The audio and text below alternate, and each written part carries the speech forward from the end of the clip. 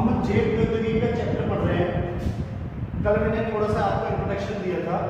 Introduction में मैंने आपको सबसे पहले डीएनए के बारे में बताया था, और डीएनए के बारे में बताने के बाद मैंने जीन के बारे में थोड़ा सा आपको बताया था। उसके बाद मैंने आपको प्राचीन और आधुनिक जैव प्रौद्योगिकी दो भागों में बायोटेक्नोलॉजी को डिवाइड किया। आज हम इसकी दो डेफिनेशन देख रहे हैं। सबसे पहले कि डेफिनेशन क्या है बायोटेक्नोलॉजी की, यदि पूछ लेता है जैव प्रौद्योगिकी क्या होती है, तो हमारे पास दो डेफिनेशन है, जो भी आपको अच्छी लगे वो आप लिख सकते हो। तो सबसे पहले डेफिनेशन है ईएफबी के अनुसार, यूरोपियन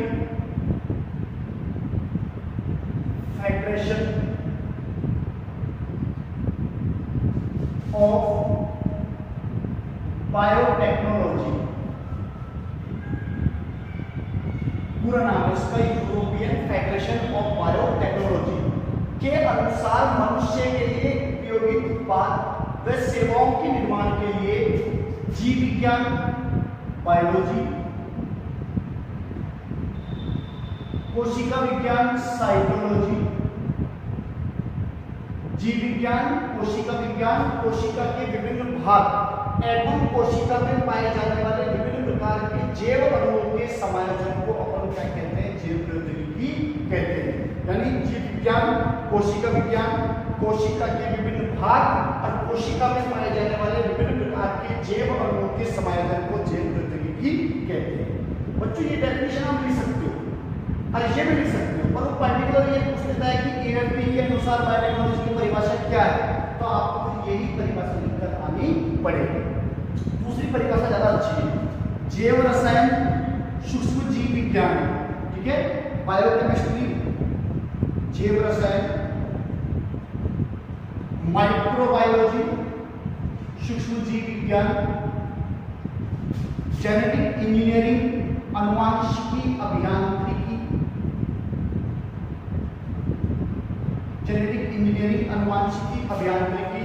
केमिकल इंजीनियरिंग, रासायनिक अभियांत्रिकी, ये सारी ब्रांच है साइंस की के सम्मिलित ज्ञान के उपयोग से मनुष्य के लिए उपयोगी उत्पाद व सेवाओं का निर्माण क्या कहलाता है, जैव प्रौद्योगिकी कहलाता है।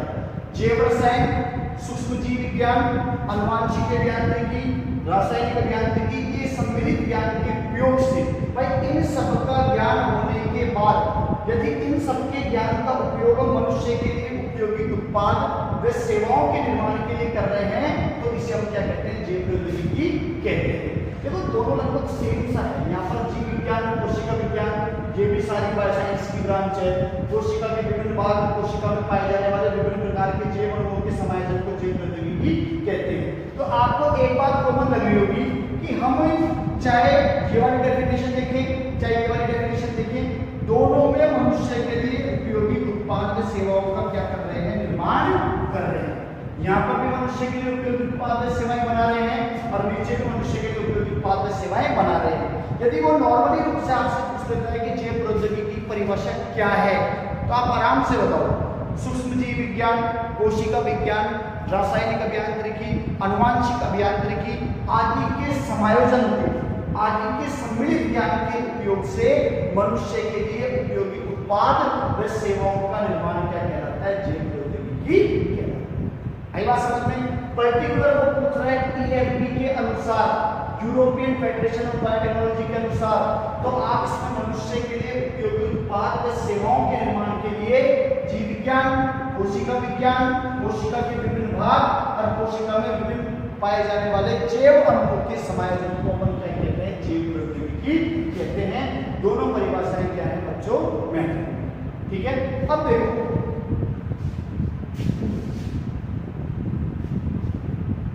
बच्चों, एक तो आपको जो पीडीएफ भेजी गई है, उस पीडीएफ में नोट्स हैं, तो उन नोट्स को आप प्रॉपर रूप से कॉपी में उतारें। पहले आप वीडियो देखें, वीडियो को समझने की कोशिश करें और उसके बाद उन नोट्स को प्रॉपर तरीके से आप कॉपी में क्या करें, उतारें। अब देखो बच्चों, कल हमने डीएनए की चर्चा की, थोड़ी सी आज मैं डीएनए की चर्चा वापस करूंगा और डीएनए के विभिन्न घटकों के बारे में आपको बताऊंगा। ये डीएनए होता है इस प्रकार से, 3 प्राइम से 5 प्राइम और 5 प्राइम से 3। बच्चों डीएनए के अंदर ध्यान से देखिएगा, इंपॉर्टेंट चीज है, दो चेन होती है, दो श्रृंखलाएं होती है, इनको अपन पॉली न्यूक्लियोटाइड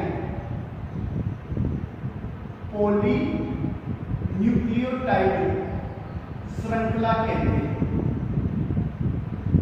क्या कहते हैं बच्चों? पॉलीन्यूक्लियोटाइड श्रृंखला।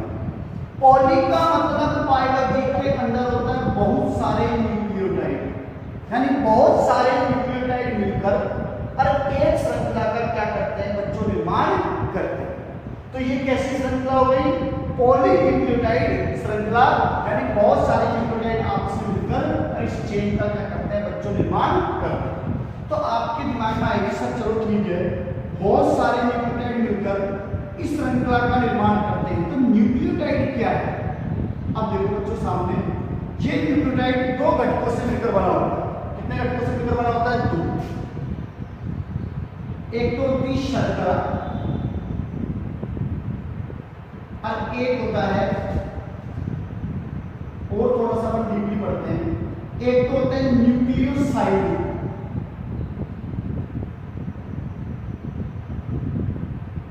और एक होता है फास्फेट। यानी ये न्यूक्लियोटाइड दो घटकों से मिलकर बना है बच्चों। एक तो होता है न्यूक्लियोसाइड, ये टाइड है और ये साइड है, और एक होता है फास्फेट। ये न्यूक्लियोसाइड दो घटकों से मिलकर बना होता है। अब एक तो आती है शर्करा और एक आती है नाइट्रोजनी क्षार।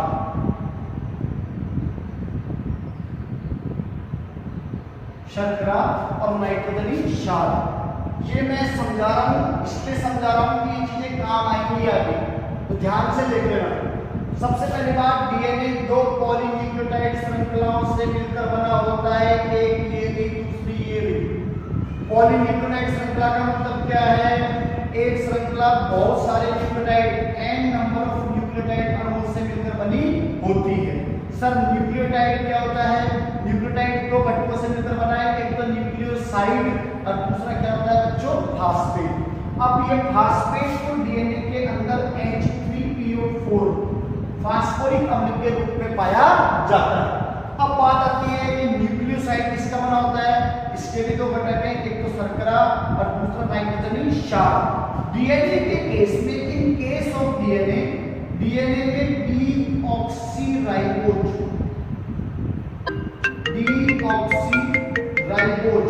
शर्करा पाई जाती है। Good morning, sir. The flight? Deoxyribose क्या पाई जाती है बच्चों? शर्करा पाई जाती है डीएनए के केस में। अब ये बच्चों नाइट्रोजनी क्षार दो प्रकार के, कितने प्रकार के हैं? दो। एक तो होता है प्यूरिन और एक होता है पिरिमिडिन। एक होता है प्यूरिन और दूसरा कौन सा होता है? पिरिमिडिन। ये प्यूरिन भी दो प्रकार के हैं बच्चों, एक तो होता है एडेनिन और एक होता है ग्वानिन। एडेनिन को व्यक्त करते हैं ए से, ग्वानिन को व्यक्त करते हैं जी से। पिरिमिडिन भी दो प्रकार का, एक तो साइटोसिन और दूसरा थाइमिन। साइटोसिन और थाइमिन। प्यूरिन भी दो प्रकार के, पिरिमिडिन भी दो प्रकार के, एक तो एडेनिन ग्वानिन प्यूरिन है और साइटोसिन और थाइमिन क्या है? पिरिमिडिन है। एडेनिन ग्वानिन प्यूरिन है और साइटोसिन और थाइमिन क्या है? पिरिमिडिन। ठीक है बच्चों, तो डीएनए ध्यान से सुनना, एक एक शब्द ध्यान से। डीएनए एक पॉलीन्यूक्लियोटाइड श्रृंखला है जिसमें दो पॉलीन्यूक्लियोटाइड चेन, एक जेरी और दूसरी जेरी, दोनों एक दूसरे के प्रति समानांतर व्यवस्थित रहती है। पॉलीन्यूक्लियोटाइड का मतलब क्या? ये चेन बहुत सारे n नंबर ऑफ न्यूक्लियोटाइड अणुओं से मिलकर बनी होती है। न्यूक्लियोटाइड का मतलब क्या? ये न्यूक्लियोटाइड दो घटकों से मिलकर बना है, एक तो न्यूक्लियोसाइड और दूसरा फास्फेट। इस न्यूक्लियोसाइड के भी कितने घटक बच्चों? दो, एक तो शर्करा, एक नाइट्रोजनी क्षार। शर्करा डीएनए में कौन सी पाई जाती है? डीऑक्सीराइबोज। नाइट्रोजन क्षार कितने प्रकार की? दो, एक तो प्यूरिन और दूसरा पिरिमिडिन। प्यूरिन कितने प्रकार की? दो, एक तो एडेनिन, एक ग्वानिन। पिरिमिडिन भी कितने प्रकार की? दो, एक तो साइटोसिन और दूसरी कौन सी होती है? थाइमिन। दूसरी कौन सी होती है बच्चों? थाइमिन। अब देखो जैसे ये डीएनए, इस डीएनए में एडेनिन जो शर्करा है ये हमेशा थाइमिन से जुड़ेगी और कौन से जुड़ेगी? डबल बॉन्ड से। ग्वानिन जो शर्करा है वो हमेशा किससे जुड़ेगी? साइटोसिन से। और कौन से जुड़ेगी? ट्रिपल बॉन्ड से। और बच्चों ये बॉन्ड जो है ये बॉन्ड होगा हाइड्रोजन बॉन्ड। Hydrogen bond. तो एडेनिन, अब ये बच्चों काम आएंगे चीजें। प्यूरिन क्या है? पिरिमिडिन क्या है? तो प्यूरिन आपको ध्यान देनी चाहिए। एडेनिन और ग्वानिन तो क्या है? प्यूरिन नाइट्रोजन क्षार जो डीएनए में पाई जाती है। पिरिमिडिन में कौन सी? साइटोसिन और थाइमिन। ठीक है, एडेनिन हमेशा किससे जुड़ती है? थाइमिन से। और ग्वानिन हमेशा किससे जुड़ती है? साइटोसिन से। एडेनिन थाइमिन से कौन से जुड़ती है? डबल बॉन्ड से। और ग्वानिन साइटोसिन से हमेशा किससे जुड़ती है? ट्रिपल बॉन्ड से जुड़ती है। ठीक है, तो डीएनए के अंदर पॉलीन्यूक्लियोटाइड श्रृंखला है। दो घटक होते हैं, न्यूक्लियोसाइड और फास्फेट। न्यूक्लियोसाइड में भी दो घटक होते हैं, एक तो शर्करा, एक नाइट्रोजन क्षार। शर्करा डीएनए में कौन सी पाई जाती है बच्चे? डीऑक्सीराइबोज। डीऑक्सीराइबोज। और आरएनए में नाइट्रोजन क्षार के रूप में दो नाइट्रोजन क्षार कौन सी? एक तो प्यूरिन और दूसरी पिरिमिडिन। प्यूरिन तो कौन सी है? Adenine, guanine. पिरिमिडिन तो कौन सी है? साइटोसिन और थाइमिन। साइटोसिन और थाइमिन। ठीक है बच्चों, कल मैंने आपको बात बताई थी कि डीएनए के क्रियात्मक खंड को क्या बोलते हैं? जीन। क्या बोलते हैं बच्चों? जीन। और इस एक जीन के द्वारा एक प्रोटीन बनती है और इस एक प्रोटीन के द्वारा एक लक्षण क्या होता है? कंट्रोल होता है। तो इसी जीन का ही भाग है नाइट्रोजन क्षार। डीएनए, भाई डीएनए का खंड क्या है? जीन। और जीन के भाग क्या है? नाइट्रोजन क्षार। तो इन नाइट्रोजन क्षार में परिवर्तन होगा तो 100% जीन में परिवर्तन होगा। और जीन में परिवर्तन होगा तो प्रोटीन में परिवर्तन होगा। और प्रोटीन में परिवर्तन होगा तो लक्षण में परिवर्तन होगा। ठीक है, ये नाइट्रोजन क्षारों का क्रम चेंज हो गया। जैसे ए है, जी है, ए है, फिर जी है, फिर डी है, फिर सी है, ए है, जी है। ये क्रम मान लो निश्चित है। अगर इसमें से मान लो एक के स्थान पर हम जी लगा दें तो ये क्रम परिवर्तित हो गया तो इससे बनने वाली प्रोटीन भी क्या हो जाएगी? परिवर्तित हो जाएगी। तो जीन भी क्या हो जाएगी? परिवर्तित हो जाएगी। आई बात समझ में? मैं क्यों समझा रहा हूं ये? क्योंकि आधुनिक बायोटेक्नोलॉजी के अंदर मैंने आपको कल एक बात बताई थी कि जीनों के हेरफेर के द्वारा जो वांछित लक्षण पैदा किए जाते हैं उसे हम क्या कहते हैं? आधुनिक बायोटेक्नोलॉजी, मॉडर्न बायोटेक्नोलॉजी कहते हैं। आधुनिक जैव प्रौद्योगिकी क्या है? वह जैव प्रौद्योगिकी जिसके अंतर्गत जीनों का हेरफेर करके और जीव के अंदर वांछित लक्षण उत्पन्न किए जाते हैं उसे ही हम क्या कहते हैं? आधुनिक बायोटेक्नोलॉजी कहते हैं। कल मैंने एक बात और बताई थी, इस क्रिया के लिए हम टेक्निक काम में लेते हैं, उसको अपन पुनर्योगज डीएनए तकनीक, रिकॉम्बिनेंट बायोटेक्नोलॉजी के नाम से जानते हैं। और ये सारा जो प्रोसेस है, जीन को हटाना, नई जीन जोड़ना, अनुवांशिक लक्षण पैदा करना, वांछित जीन की उत्पत्ति करना, ये सब जिस इंजीनियरिंग के अंदर पढ़ा जाता है उसको अपन बोलते हैं जेनेटिक इंजीनियरिंग। जेनेटिक इंजीनियरिंग, अनुवांशिकी अभियांत्रिकी, अनुवांशिकी अभियांत्रिकी, जेनेटिक इंजीनियरिंग, अनुवांशिकी अभियांत्रिकी के अंतर्गत हम इन सब की क्या करते हैं बच्चों? स्टडी करते हैं। ठीक है, बात समझ में आ रही है? भाई ये चीज बताना आपको जरूरी है। हम अब अगला टॉपिक जो अगले लेक्चर के अंदर पढ़ेंगे उसके अंदर यही पढ़ेंगे हम अनुवांशिक अभियांत्रिकी में काम आने वाले साधन, कि क्या क्या अनुवांशिक अभियांत्रिकी में साधन काम आते हैं, क्या प्रोसीजर होता है। ठीक है, प्रोसीजर देखो आपको थोड़ा सा एक बताने की एक बात सामने देखो जैसे ये चीज हमको क्या करना है आनुवांशिक अभियांत्रिकी में, छोटा सा आइडिया दे रहा हूँ। हमको जीवन की शुरुआती अवस्था में पता लग गया भाई ये जीन विकृत जीन है। इस जीन से भविष्य में ऐसी प्रोटीन बनेगी जो हमारे अंदर कोई विकृति पैदा करेगी, तो हम इसको हटाएंगे यहाँ से और इस स्थान पर वांछित जीन क्या कर देंगे, हम जोड़ देंगे। ये वांछित जीन का जोड़ना क्या कहलाता है, आनुवांशिक अभियांत्रिकी जेनेटिक इंजीनियरिंग कहलाता है। और जो इसमें टेक्निक काम में आती है वो पुनर्योगज डीएनए तकनीक काम में आती है। तो इसके लिए क्या क्या साधन है, क्या क्या साधनों की आवश्यकता है, वो हम अगले लेक्चर में क्या करेंगे बच्चों, चर्चा करेंगे। आपसे निवेदन है नोट्स प्रॉपर बना लेना, नोट्स की पीडीएफ आपको भेज दी गई है, ठीक है ना। नोट्स बना के चलना, लेक्चर एक बार समझ में नहीं आए 2 बार देखो, ठीक है। लेक्चर 20-22 मिनट का ज़्यादा बना भी नहीं है, उसको लेक्चर को पूरा देखो, फिर जब इसको चालू करेंगे रिवाइज कर दूंगा, पर अभी वाला जो आपका टाइम है उसको पूरा यूटिलाइज करो, ठीक है।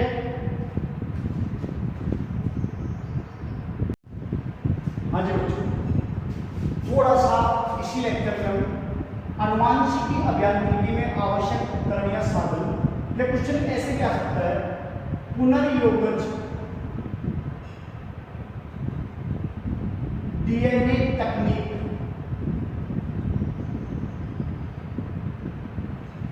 रिकॉम्बिनेंट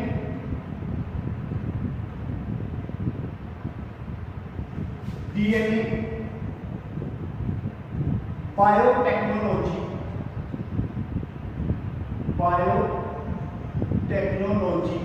में काम आने वाले उपकरणों के बारे में चर्चा कीजिए। अब बच्चों ने आपको मुझे पहले बताया जैसे डीएनए,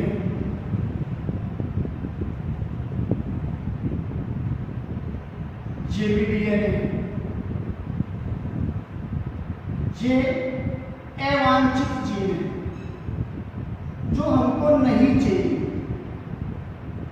और ये हमारी वांछित चीज है जो हमको चाहिए।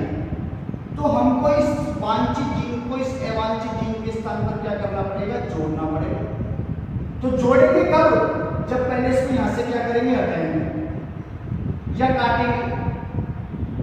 भाई इसको काट के यहां जोड़ेंगे, इसको यहां से हटाना नहीं पड़ेगा, क्या पड़ेगा।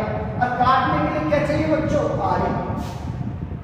सबसे पहला सबसे मोस्ट इंपोर्टेंट साधन जो आनुवांशिक अभियांत्रिकी में काम आता है, जो रिकॉम्बिनेंट डीएनए बायोटेक्नोलॉजी में काम आता है, वो है आरी।